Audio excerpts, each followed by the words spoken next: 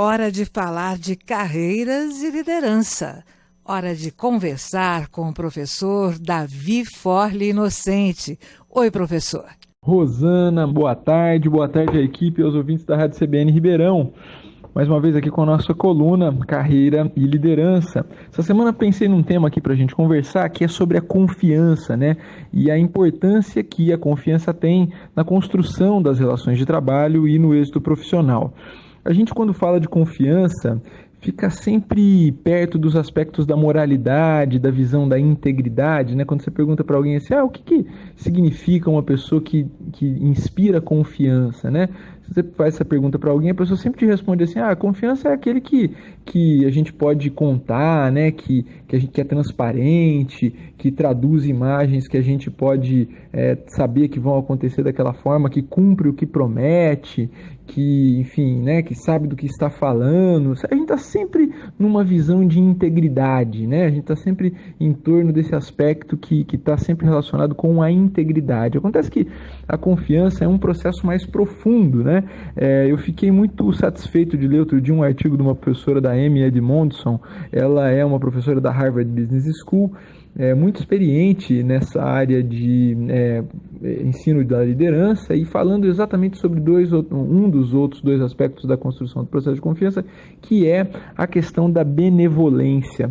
A gente não pensa nisso quando fala em confiança, né? Se você faz, eu já realizei essa dinâmica inúmeras vezes em aula, e as pessoas sempre ficam nesse ponto da moralidade, mas a questão da benevolência também é muito importante, e a Amy Edmondson estava falando exatamente disso no seu último artigo, sobre a importância da gente tratar bem o erro. O erro é um presente que a gente ganha, na verdade, né? É um resultado de uma ação que a gente fez e que não foi legal, claro, ninguém fica contente de errar, mas ele também é um presente porque ele nos ensina. Então é muito importante a liderança e o profissional lidar bem com o erro, lidar bem com a situação de dificuldade que se apresentou, porque você aprende muito mais no erro do que no acerto, né? Quando você acerta, você só continua repetindo aquilo que você já estava fazendo. Quando você erra, você é obrigado a refletir sobre isso. Bacana essa coisa, né, de tratar bem o erro, de lidar bem com o erro, né? E como é que as lideranças se posicionam com relação a isso, professor? Então, as lideranças normalmente acabam não lidando muito bem com o erro. Por quê? Porque normalmente ele se traduz num desafio com o cliente, ele se traduz num problema com um parceiro, numa situação com um contrato. Normalmente o erro no ambiente corporativo é tratado como um problemão, e isso afasta as equipes dos seus gestores, né? A gente precisa encontrar uma maneira de lidar melhor com isso, e a maneira é conversando aberta e claramente sobre o que aconteceu e tratando um plano de ação para resolver que ele não volte a ocorrer, né? Eu gosto muito de falar sobre buscar a causa raiz. Por que aquele problema aconteceu, por que ele chegou para nós e como que a gente previne que ele não venha a ocorrer novamente.